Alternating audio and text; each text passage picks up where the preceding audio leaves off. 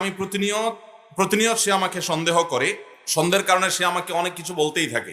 আমার সন্দেহ দূর করার জন্য আমি কোরআন স্পর্শ করে ভিডিও কলে বলেছি, তাতেও সন্দেহ দূর করতে পারি নাই। এরপরে নফল রোজা অবস্থায়ও 3 বার আল্লাহর নাম নিয়ে শপথ করেছি, তাতেও সে আমাকে বিশ্বাস করে নাই।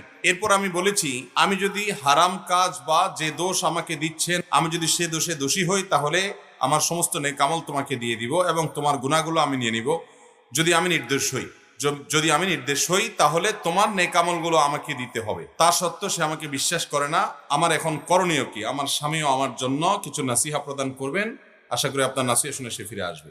ভাইরা আমার, আমাদের দেশে দাম্পত্য জীবনে স্বামী স্ত্রীর মধ্যে অশান্তির অন্যতম কারণ হলো সন্দেহের রোগ।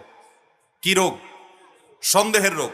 আল্লাহ তাআলা কোরআনে কারীমে সূরা হুজুরাতে বলেছেন যে ইজতানিবু কাসীরাম মিনাজ জান ইয়া আইয়ুহাল্লাযীনা আমানু ইজতানিবু